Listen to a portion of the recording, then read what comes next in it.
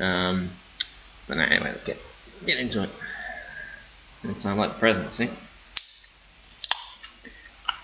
Disappointing crack, I think. That was. What was disappointing? That was subpar, but that's all right. We're still doing it. We're taking life by the horns and running with it. Which the horns of the can. The horns of the can. You say that? This is the sort of can that has horns that you need to grab, otherwise. Well, I don't know. We're back. Welcome in to another installment of Prime Ratio.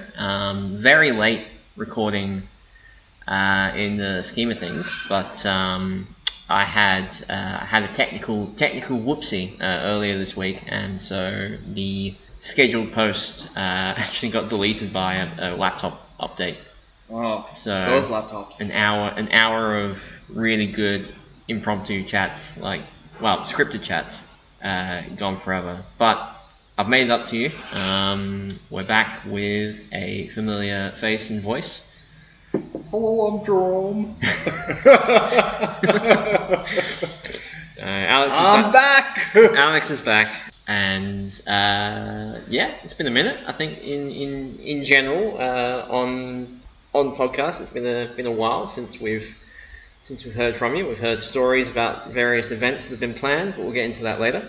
And yeah, I think in general, like in life, I haven't seen you in a minute. You've been off gallivanting around Europe under the guise of a work trip. Definitely under the guise of a work trip. If you're listening, I was definitely working very hard. Mm-hmm. For all the rest of you listening, I was not working very hard. That's it. You're out taking photos of various landmarks around the place. I was in Czech Republic and Germany. Saw some fixies there. Told a guy to do a skid, and he did a skid. He delivered, so I was happy. That's it. Saw something. I saw the same thing as I noticed in North America, that I saw quite a few people on fixies, and they were definitely fixies, brakeless, no foot retention. Oh, really? Yeah. I think it's a thing. I think it's just maybe a thing that some people do. It seems to be. I mean, well, over there, I think the terrain's a bit more predictable, and I guess the need for it is less. Traffic's a bit more sort of bike savvy. Yeah. And the cities themselves are more designed to. Definitely noticed that cyclists were much more respected on in the city streets and on the roads. And that's it. The cycle paths were clearly marked, but still, I don't think I would have the balls to go both brakeless and no foot retention. No. For me, it's just like it just takes one kid to jump in front of you, or and I'm sure you can get good at foot jamming, or you can get good at putting the foot underneath the pedal and doing little hops.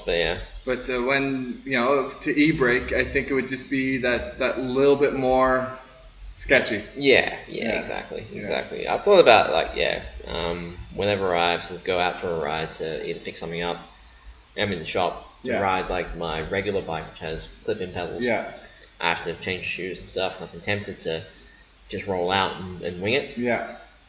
But at the same time, it's especially around here, the drivers are nuts. I've got other bikes that have flat pedals I can just pull down off the wall and shit, so it's all fine.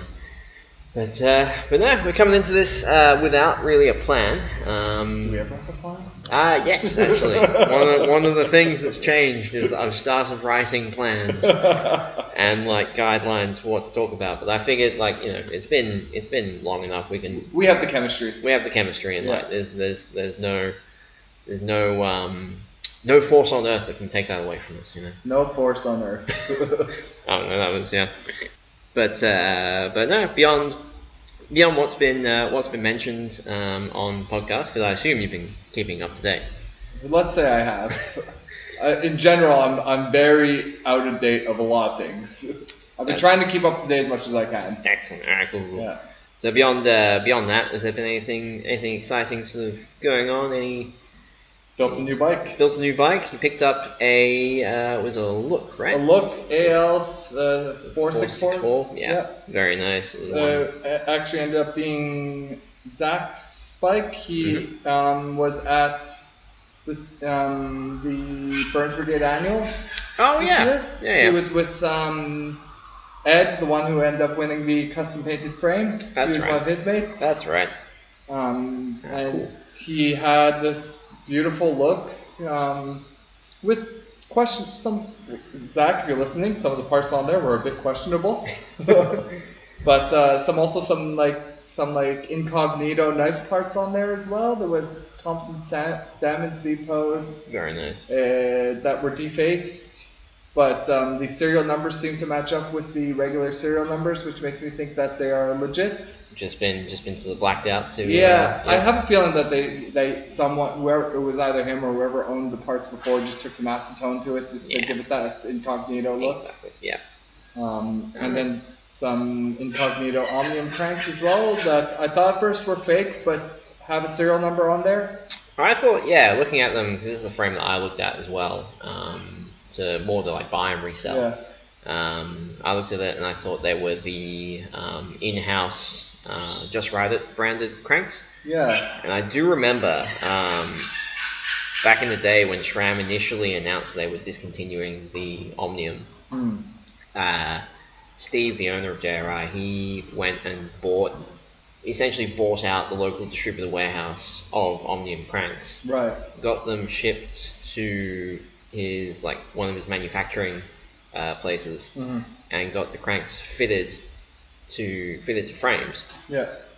And then got the frames shipped over, and then when they arrived, just pulled the cranks off and sold them separately. Sometime later they came out with these new power crank that was very similar to an Omnium, but not exactly the same from what I saw. But yeah, I'd be curious. These ones have all the I think of the big three drivetrain companies that I know. I know SRAM the best, and it has all the SRAM telltale, not witness marks, but the manufacturing marks on it that most SRAM stuff has on it. Tantrif stuff has on as well, and Zip stuff has on it. It has it has a serial number that I've only ever seen SRAM use. So I have a feeling that they are genuine SRAMs that have just had the logos. Had the logos removed and rebranded. Well, not even rebranded. They're just black. Just black. Oh, yeah, really? They're just blacked out. That's why I don't think they're fakes. Cool. Okay. Yeah. Interesting. Because usually fakes would have then a new logo on there. A new logo, new branding. Yeah. Interesting. Yeah. So my win. That's it. But anyways, I pulled off all the parts on it, then put on all your parts. Put my parts on there to make it my new track bike. Very nice. I've been heading down to the velodrome again recently, and it's been nice to get back into it. Turn left. That's it. Ride fast, turn left. Yeah. Nice. Yeah, the old frame you had was a specialized Langster Pro. Yep, Langster Pro. White and red. It's already gone. No longer in the stable. You sold it at the Fixer swap meet, which was on yesterday.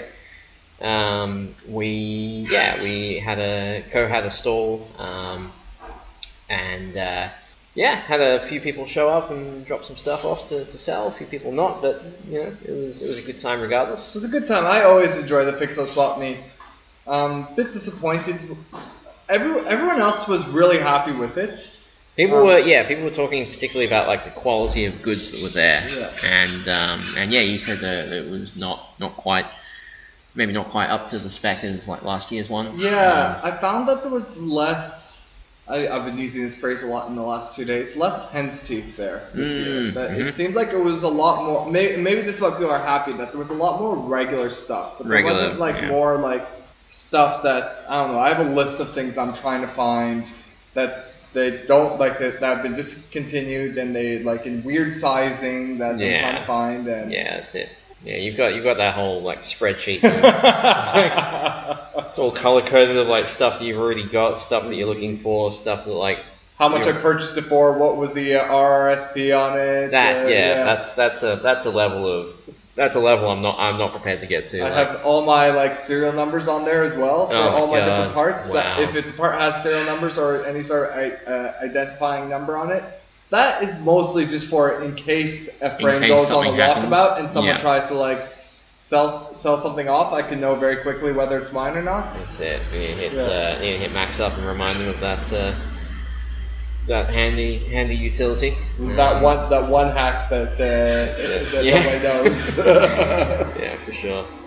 But no, swapping was good. I think all over. I didn't have much of a walk around, but I rocked up a little late. I'll be honest. Stylishly I was fashionably late as always. I was mildly hungover that morning, so that was the main reason why I was late. You didn't show it. No, I'm because you were late. I'm working on my acting skills, Yeah. But yeah, no, definitely a good time, and I think is that like the first day of early bird entry to the Melbourne Roubaix? Yep, got my ticket. I'm number 61. Sick. So yeah, Melbourne Roubaix. I think that's happening. I don't know when it's happening. It's happening in June sometime. But usually a good time. You have a few people come through and. Looks like there's a decent amount of the crew this time running the Roubaix. Seems to be a lot of folks keen to do it, and Luca got his ticket, Carter got his ticket, Luke got a ticket, Ryan got a ticket. Hell yeah. Those are at least the people that I remember getting. I'm sure there was others too that got a ticket. Yeah. So there might be a bit of a crew. That's it. That'd be cool. It'd be cool to maybe do a video kind of video chase kind of thing rolling through Melbourne Roubaix. Yeah. That'd be one thing that we'll work on with the new camera and new mics and stuff. Yeah, that'd be fun. Yeah. Hopefully the weather. I mean, the weather's never good for the Roubaix, but maybe there's some good weather for it. Exactly. I mean, that's the thing. It's like if it happens when I think it happens, which is usually like the first week of June. Yeah. I will not be around to do that, so I have to. No, leave. It's the June 29th. Oh, it's the end of June. Okay, yeah. All right. Yeah, I'll be around for that. Yeah, I'll just kind of rock up and do media stuff and film a few things. But I'm thinking of driving my car to the velodrome and then riding to the start. And then riding to the start, and then good shout. And then in the car, I'm just gonna leave like a bag of dry layers. Dry layers. And dry layers and snacks. Hell yeah.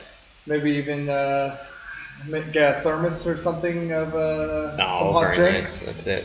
Well, we could do like hot drinks here, and like I could just bring them over. That's true. Not very far. Yeah. Because usually we get. Last year when we did, who was it? It was Ryan, Benji, Luca, and myself. I believe it was. I think something like that. Yeah. And we got there very close to like at the head of the pack, and I think we were waiting around. I went home and came back. Yeah, that's right. I remember you saying that. Yeah.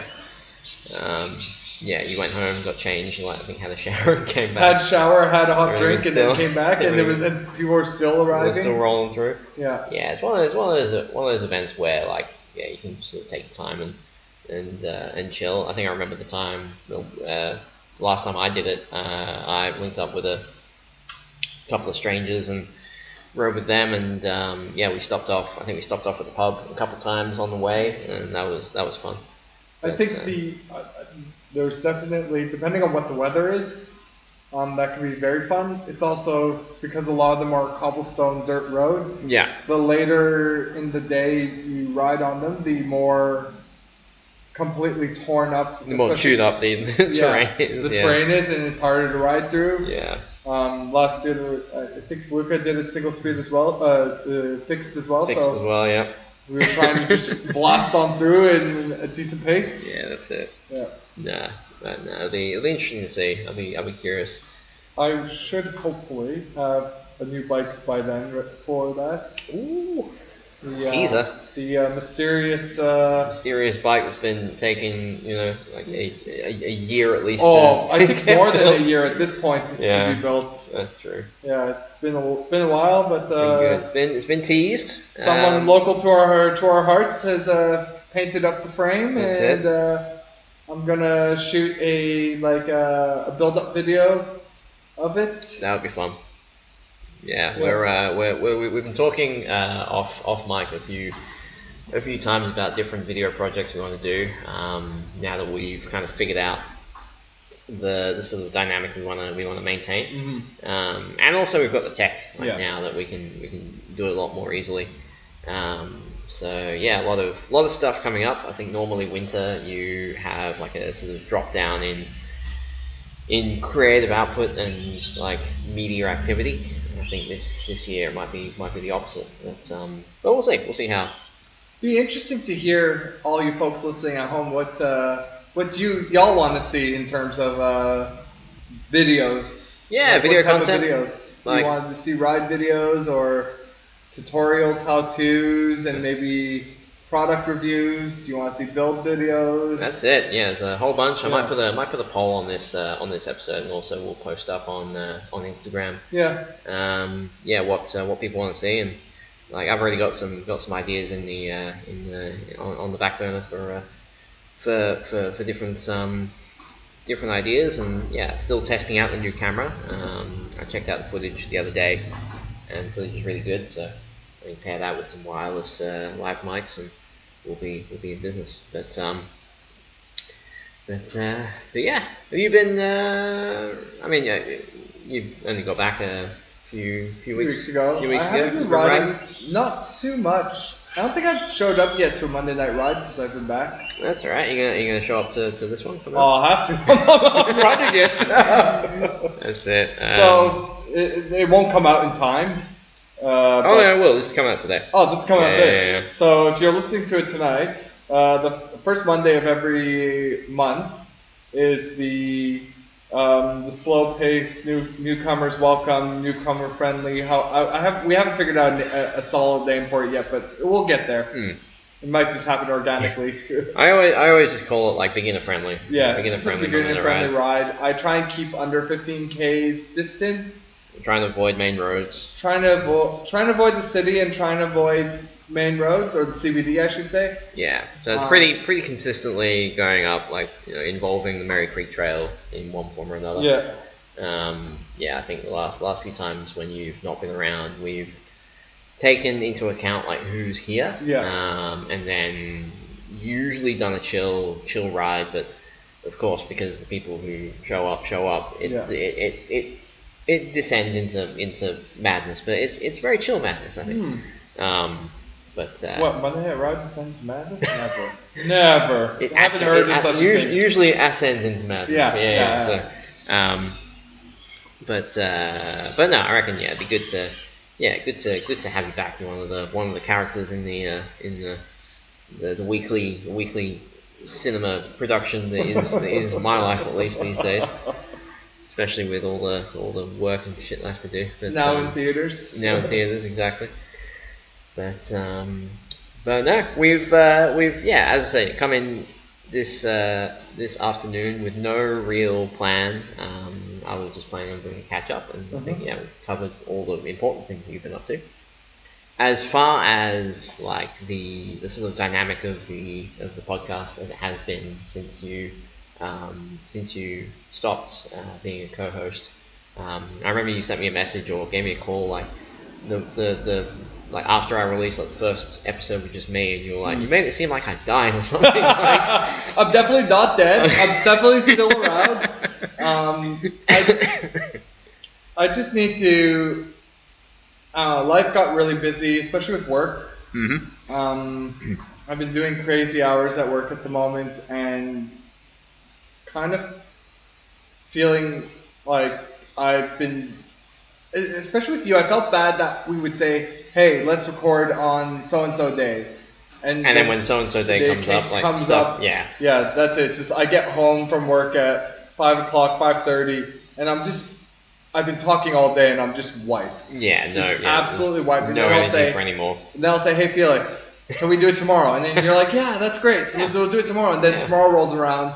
And usually we record, for those listening at home, we usually record it on a Thursday. Friday comes around, and Friday's like, I just want to turn off my brain. It's Friday. We show up to the museum, hang out, and we're like, oh man, that thing didn't happen. Like, it's fine. We'll rain check. But no, I think one thing that has improved is consistency with that. Just because even since we started, we've had problems with scheduling, either with the two of us and like the guest, or with each other. And like, I mean, we both work like ludicrous hours these days, and it's to have that consistency is impossible. So that's it. I think leaving it to one person to do the scheduling opens up like the rest of the week as far as like recording opportunities. It's when and I felt that too. It's like I felt like I was holding the podcast back. And I definitely don't want to say that I'll never be back to being, a semi-permanent co-host.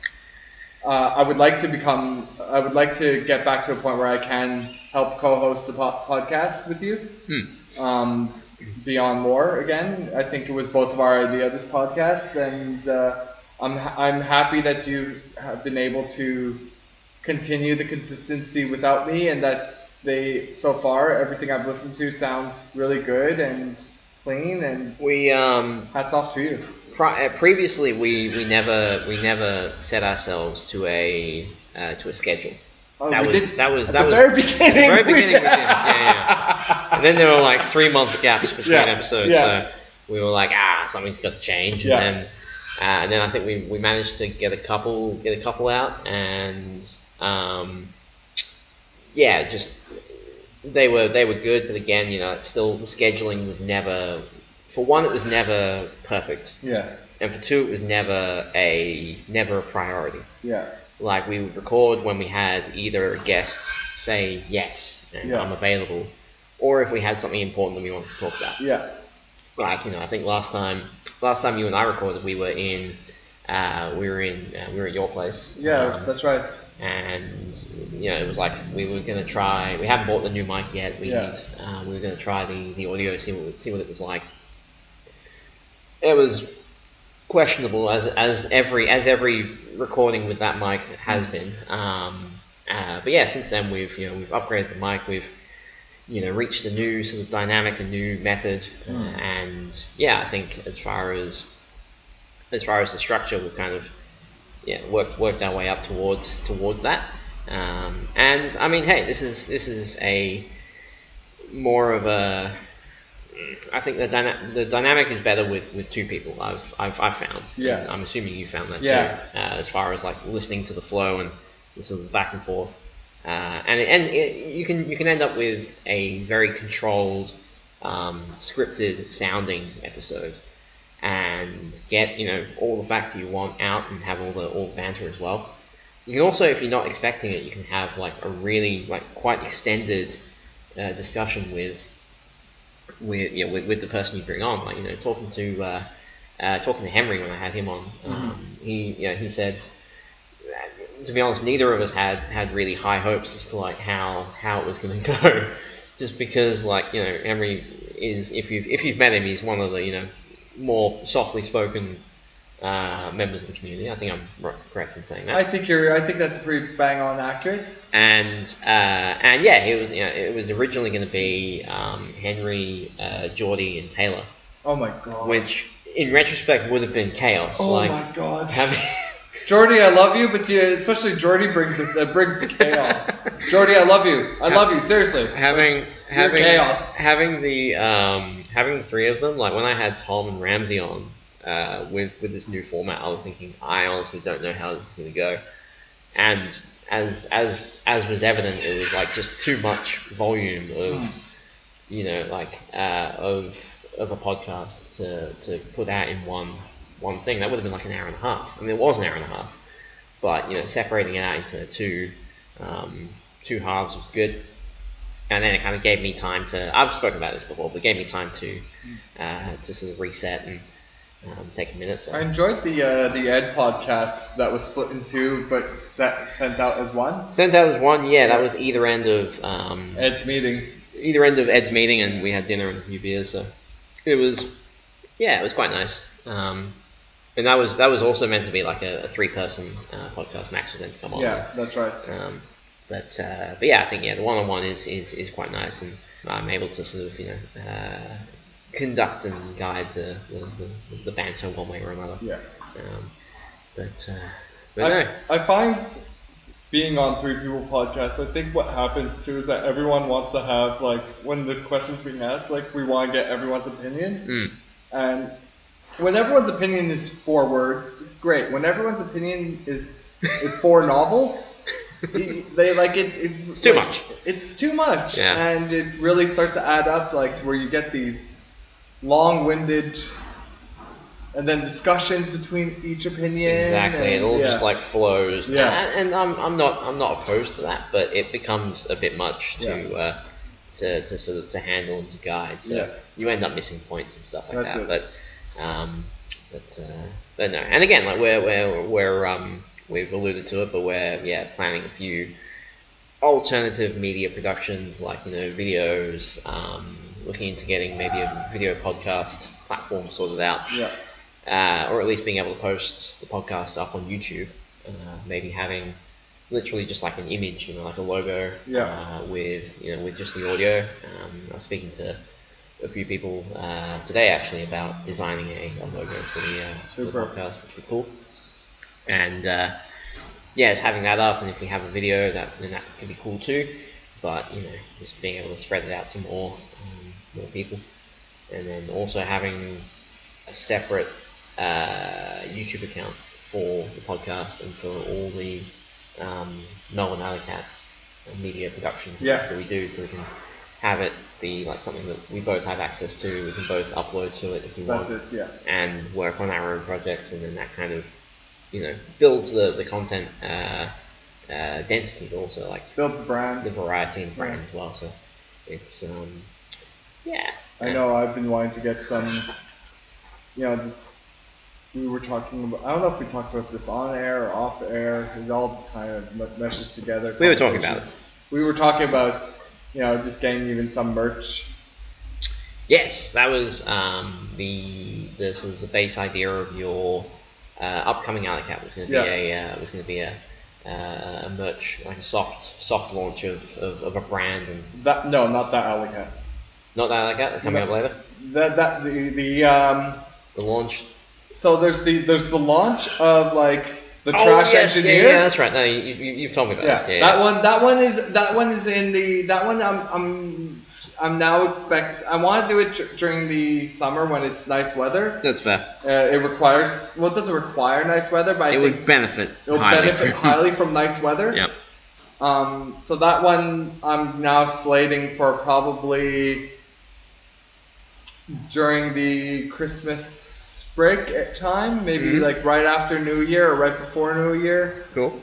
Probably after New Year, once everyone comes back from whatever it is that people go do during the summer. Spend time with their families like losers. Yeah.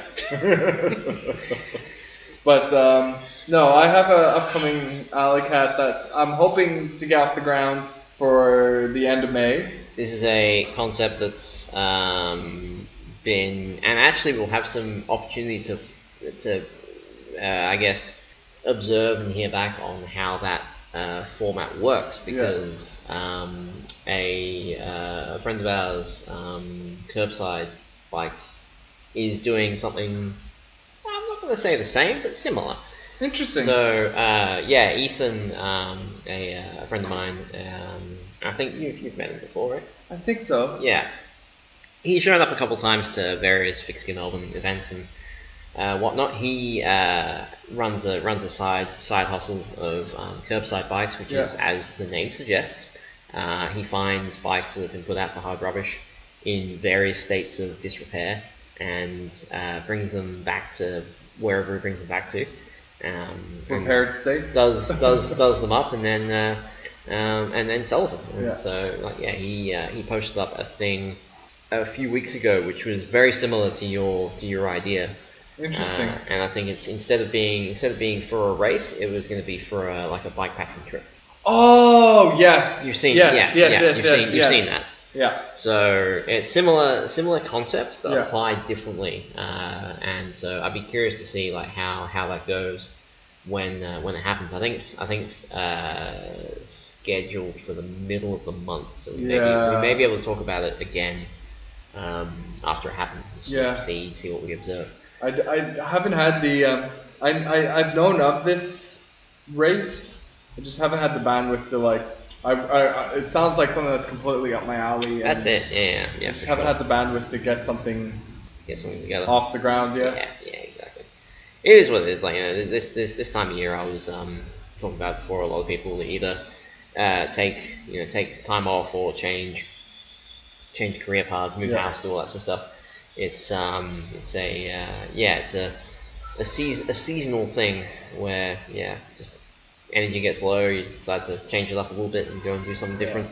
Sun goes down now at like 6 o'clock. That's it. So every Monday night ride is in the dark, but that's all right. I've been telling people to bring lights for years, so might as well. Still shocks me when people show up to a Monday night ride and they're like, I don't have my light. I'm like, what do you mean you don't have your light? Like, yeah, in that case, there's enough people around. I say stick between these two, Yeah. But no, as per usual, we. I'm gonna say we're wrapping up, kind of. Yeah. We're at 32 minutes, which is pretty good. That's pretty good. Pretty good for an old peg, But we ordinarily emphasize the episodes with a call out for hot takes, controversial opinions, questions, queries, all of the above. I've got one lined up, but I want to see if you have one off the top of your head. You go with yours first. Give me a moment to search the plethora of hot takes I have. Okay, so this one came in, and I actually spoke about it at the last recording, which doesn't exist anymore, sadly. Rip my good relationship with technology. But anyway, it comes from local member away from home, Callum Jeffries. He sent me one by text, and his hot take was that online media productions, i.e. like the chase style videos, the sort of thing like Terry B, Lucas Brunel, me, if we're honest, those style videos create and encourage bad cycling and bad cycling sort of etiquette, I'll say. Oh yeah. And by that I mean it's like it inspires people to ride in a less than ideal way for sort of maintaining a good reputation. I don't know. I think I get the point. I can see where Callum is coming from. I can see yes, but also no. Here's the thing I know. Yeah. The chase videos, like they are cool. Yeah. And the platform and the method is cool. Yeah. I should know I make them. But the thing that tends to be, I guess, overlooked is that whole thing is scripted and staged. Yeah. Like, the days of like filming just a random like following someone who's riding around as a messenger, and it's all a bunch of like crazy shit happens, and like close calls and running reds and all that sort of stuff. Yeah. They haven't been done for years. Like no. that style. It's like that's like 2006 through to like 2012 days, and we're way past that. Like, it's like the I guess the people are getting a bit more sort of safety conscious, and also like on Alleycats it's different because it's an Alleycat. But it's an Alleycat, and it's for me it's like riding at your ability, and I think it's very like you see these guys going through Manhattan, and like especially like Terry B like and his chases where they're going through Manhattan. You don't realize how slow that traffic is moving in Manhattan. That's it. Or even like when we're in the CBD and you're chasing me or Ed or whoever it is on the day, and you're watching them. Traffic is usually moving quite slow. Yes, it is illegal. That's a lot of the riding that is being done. I won't beat around the bush. Yes, it is more dangerous than following the local rules, but it's also I'm riding, and people who are doing that are still riding within their ability. And what you don't see on the fisheye lens is how the preparation, not the preparation, but the attention to what traffic is actually doing, and you're cutting out the slow parts where we are actually stopped at a light because we cannot jump the lights. Exactly, yeah. that those parts are being cut out, and that people aren't. I don't believe that someone's gonna see one of those videos and be like, I could do that too, and then just go out and do that. You're not. You gotta piss yourself. Like, it takes time. It takes confidence.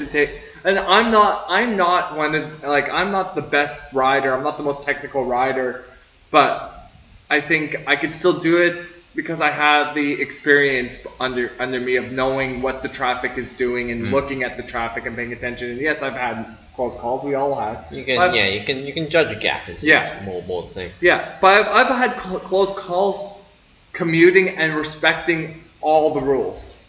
You've had close calls just riding down Sydney Road with people that just jump out in the street that there's literally nothing you can do about it. That you couldn't have been any safer. No, yeah, that was about this time of year as well. Yeah. But sometimes shit just happens, and that's that it's I will say like riding here and also riding out in the US, like for context, Terry B films out in San Francisco, he films in New York. Lucas Brunel films primarily in Miami. Yeah. So it's just a completely different road dynamic, and the stuff that I film, I usually, when I'm filming and I'm following someone on a race, I'll tell them, and oftentimes I'll like make sure that they are not hindered by me. Yeah. Like, you'll see, I'll if they're navigating through a line of traffic, I'll cut across and go onto the tram tracks. Yeah. Which is a clear way, and it's not the most efficient way to go about it, but one that gives a cool shot, and it gives the person I'm chasing space. Yeah. Like, I'll say, all right, just go do your thing, and like don't worry about me. If you lose me, which people have done before, don't worry about it. I'll either catch up or find someone else and play like that. It's funny when you ride with Felix. Normally he's very chirpy, very chatty, very happy to be on the ride. When he's in chase mode, when he's chasing you, the guy gives you nothing. I'm chirping at him and he's just looking at me with the camera, like just pointing the camera, like, fuck off.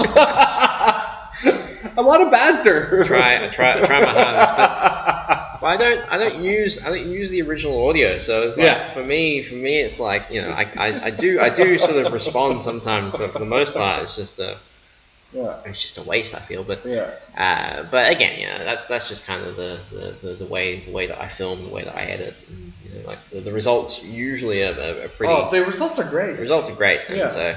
I'm working on Riding Dirty number 4, the edit from that, which was the first test of my new camera. So it's like, who were you following for that? I wasn't following anyone. You were racing. I was just racing, but also like not taking it too seriously. I can't believe I missed you racing. I'm so gutted. I was not trying very hard, but I wanted to see like how long. I wanted to test the battery life of the camera. Yeah. So I had it charged up and I filmed, and it's like 3.5 hours of like just raw footage. So it's going to take a while, but had a moment like riding along with Ed, with both Eds actually, and caught up with Ramsey, and there's a few sort of like cameos in there. So it'll be fun. I just need to like watch through all the footage, and then cut out all the like more eventful, exciting bits, and like find a track and cut everything to that. So that's gonna be the thing. But I'm thinking I'll hopefully get that done over the course of the week.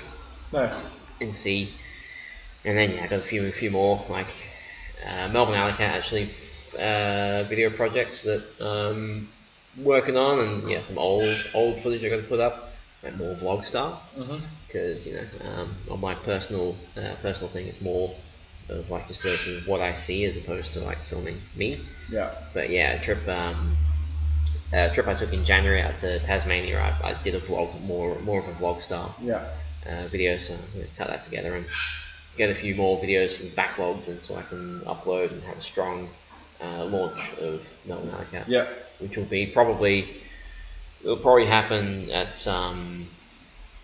sometime in August. I got an Alleycat plan for August.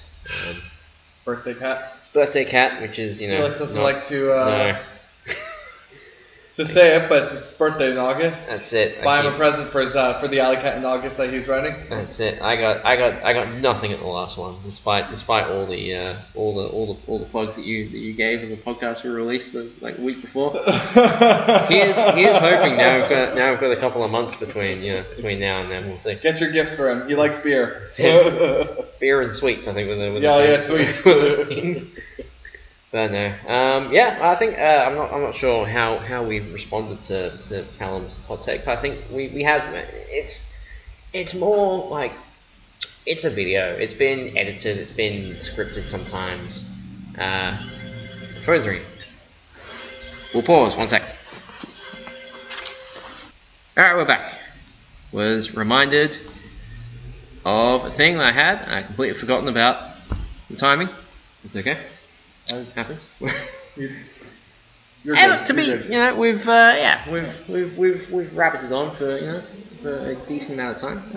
I think we've responded aptly to Callum's hot take. It's more like a film publication is gonna have more context than is immediately shown. It's not like all right, let's get a camera going and film and sort of see what happens. It's gonna be either an event that elicits that kind of content, or something that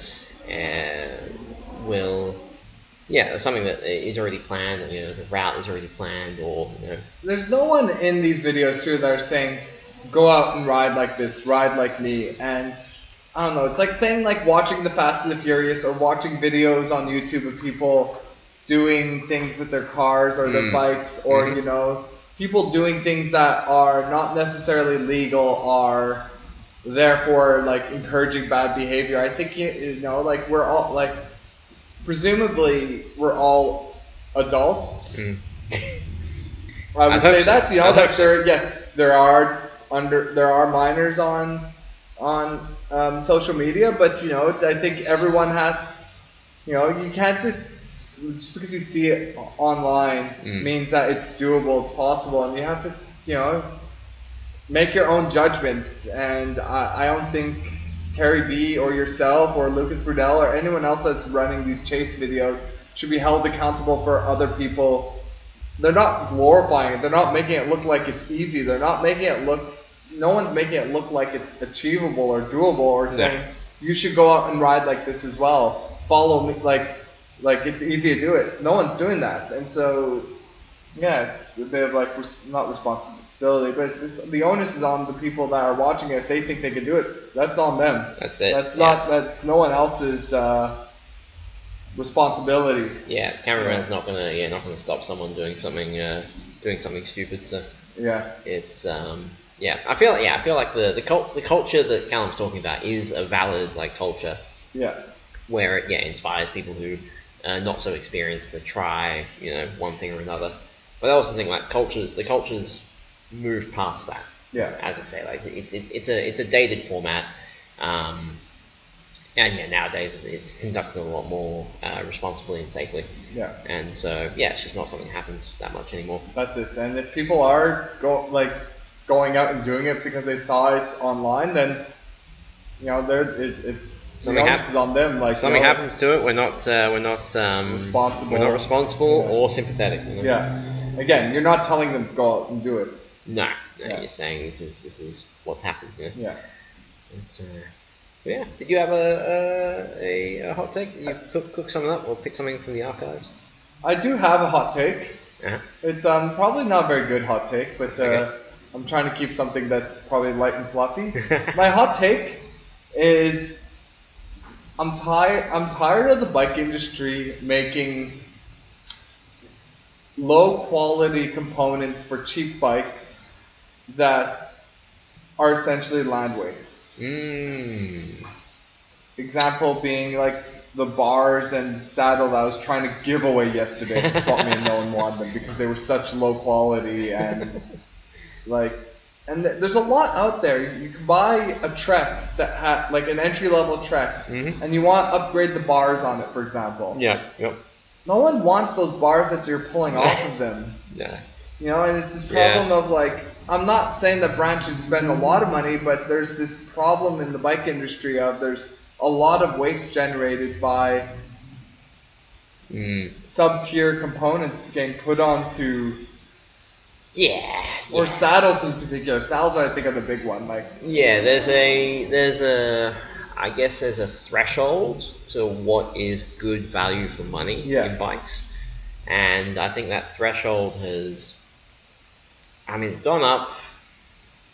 I'm gonna say in the last like 10 years it's gone up, and it's only just now starting to plateau.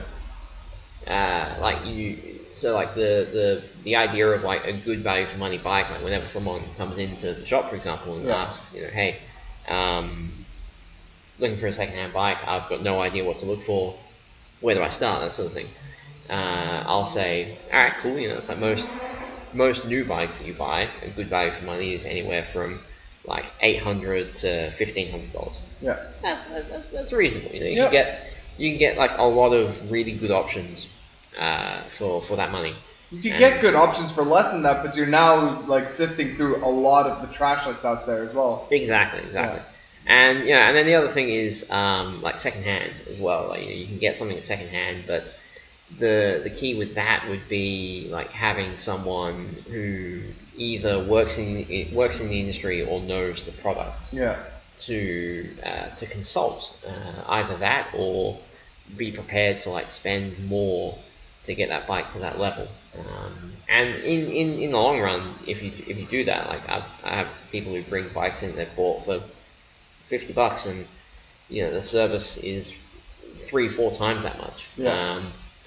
But at the same time, like buying something that's that cheap new is impossible. So it ends up being a balanced cost and balanced benefit. So on the cheap bikes that are still like sub $500, the stuff that's on it is trash. Absolute trash. But those bikes I describe as consumable. Yeah. They're the sort of bikes that you'll buy, you'll ride it for like a summer. Yeah. And then it'll go into a shed and never see the light of day again until someone pulls it out and says, what's this? Or it goes out in hard rubbish. Yeah. And Ethan picks it up. Yeah. does it up and sells it for like however much. I get it, it's about getting a bike into everyone's hand and making them as affordable as possible. I get that argument. It just would be nice, There's a line. We're in Felix's shop at the moment. I'm looking at the Velo saddle right now. That's on that bike. That saddle was garbage when it was new. Yeah. And it's garbage now.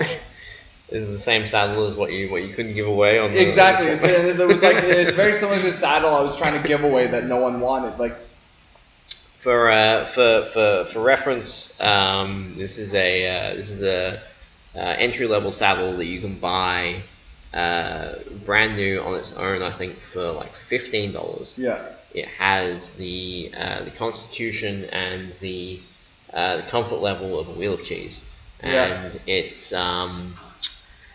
some people like it, and I'm all for that, but for the majority of people it is like a starting point from which you can go any direction and get improvement. Like it's we have a box at the bike shed full of those saddles.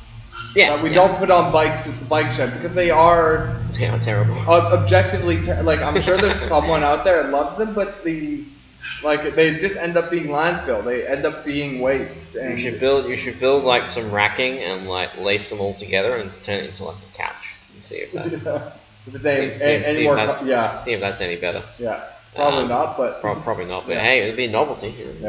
Build a couch out of like the worst saddles in the world. All right. Cool. Well, I'll probably end up posting up a thing on Instagram, or I'll do the poll on that of like what people think of like entry level bikes. And by entry level, I'm going to say sub $600 new. Yeah. We'll see what we get and maybe react to it or. I don't want to sound like I'm being. This isn't an elitist. This isn't elitist. This is purely. I'm thinking about it as like where that bike is going to end up. Mm-hmm. That after that bike is being ridden, maybe the frame is still salvageable, but that's it. Yeah. Everything else on it is not. Yeah. You have to start from scratch again. Yeah. Yeah, no, valid. I'll post that up and get a hopefully a few fun responses and yeah. Now, one thing that we also do, which is something that you probably haven't done in a while, is answer and ask a question. So answer a question from the last guest, and ask a question of the next guest. And the question in question that I have is one from a few episodes ago from Ramsey. He asked a question I think you'll have a good insight into, which is where do you see technologically fixed gear going in the future? Like you and I both have a decent amount of experience with different group sets. We keep an eye out on, let's say, new releases, new developments. We're both to an extent in the industry. Me, definitely more so. But you know, we keep tabs on it, and through the number of media. You're professional, and I'm like I'm pro. Exactly. Between the two of us, we got it covered. So and yeah, we see a lot of like new road tech. We see a lot of new mountain bike tech. We see a lot of new like somewhere in the middle tech. Don't see much as far as like fixed gear or track tech, and that's I think mainly because it's, shall we say, a less I mean, what tech are you spotlighted area of the industry. Yeah, I mean there is some like marginal gain tech that comes out like every year for like the Olympics and like the cycling teams, like the Olympic track cycling teams will come out with this like wild Lotus aero bike. Yeah, you know, like just like it goes more aero, but in terms of fixed gear tech, I don't think it's gonna go anywhere because there's not much. It's a very simple mechanical system. It's the original mechanical system. Yeah. Crank arms turn. It interfaces with the chain. Chain interfaces with rear wheel turns, interfaces back with the cranks, and there's your feedback loop. Like that's it. That's all that there is in terms of tech. So I don't like, you know, there's always this talk about different types like pinion drive trains or axle drive trains.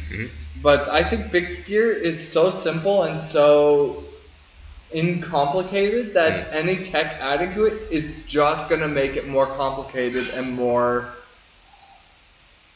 like less universally appealing to the people who ride it. I don't want and like you can't go wireless on it because there's nothing for it. There's no wires already. There's no wires. There's nothing for it to do. Like you can't, like it's fair. What do you think? What do you think about culturally though? Like tech culturally, not necessarily like the fixed gear tech, but like the idea of riding, fixed. Like, you know, as we mentioned before, you run like first Monday of the month, beginner friendly rides. We've had a few new people show up, which has been cool. So we got to like meet them and how they sort of got into it. And you know the crew's full of people who have more or less the same story of like, you know, I had a road bike conversion and it was me and like a bunch of mates. We'd ride around either on the way home from school or what have you. Like, do you see that kind of going anywhere, or is it more of the same gonna happen? I don't think much will change in terms of fixed gear tech. I think maybe what I do see in tech is with drivetrains getting more and more electrified, I think people will ride. You might get more single speed and fixed gear as a means of tech that doesn't require to be charged. That it's just, I don't know. I like, for me, the reason why I love fixed gear is just the simplicity of it. That's it. I'm in the same boat. Yeah, like, and I've gone even like one step more simple where I don't even have like on my fixie, I have a 6-volt cog. That's on it. I don't even have no lock ring. No threads. No threads. No lock ring. Like no worries. Yeah, there's no worries about stripping a lock ring or checking it every now and then. I just whack that thing on and it's on there. Yeah. Like It's not coming out. It's not coming loose. That's it. That's probably I think the main thing that may or may not become more prevalent. Like this is something that we've talked about doing a video on. For a while, and I think we're just waiting on the right props to become available for it.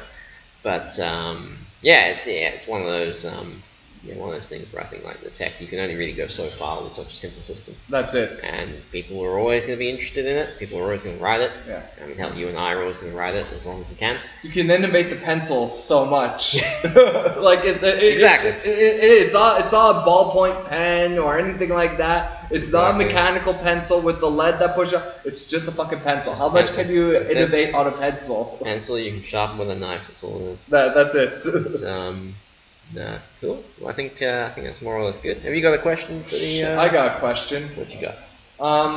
For the next person that comes on, I want to know. I don't want to know your dream bike. I don't want to know your end goal bike. If I was rich beyond beliefs. Or if money was no object. If money was no object, I want to know the bike that you would own that you do not need. That you do not not need as an end goal, but like. Say if something comes up and it's a killer deal. It's a killer deal, but it's a bike you don't like. You already have a gravel bike, or you have a commuter bike, or a pub bike, or whatever it is, a fixie, whatever it is. It's a bike that you don't need. That it's completely dumb to get, but you want to get it anyways. As like, what would that be? What would that be? Oh, okay, all right. Yeah, decent. All right, cool. I think my one's on the wall over there because I already bought it. It's mine would be a single speed, front and rear disc, winter machine. Yeah. That will probably be ready for next winter, by the look of things. But that's a good one. I'll see who I next get in. Regardless, I think they'll have an interesting take on it. Yeah. But no, with that we will wrap up. We have been recording with the door open, which has been very nice. We've got the natural light, starting to get the sunset coming in. And no one interrupted us. No one interrupted us, which is always the way. When we were pre-planning, someone came in and dropped the bike off for a service, but that'll be a tomorrow job. And a friend of mine dropped by and picked up a few things before you showed up, so it was all fine. I think I saw him leaving as I was coming in. Yeah. So we've escaped uninterrupted, which is nice. This has been another episode of Prime Ratio, returning back to the old ways, so to speak. And I have been Felix. I've been joined by Alex. Both of our social media handles will be listed in the description. I mean, if you don't know our social media handles by now, there's no helping you. You're gone. You're just whatever you're doing, just stop doing it and go to bed. That's it. Just go to sleep. We'll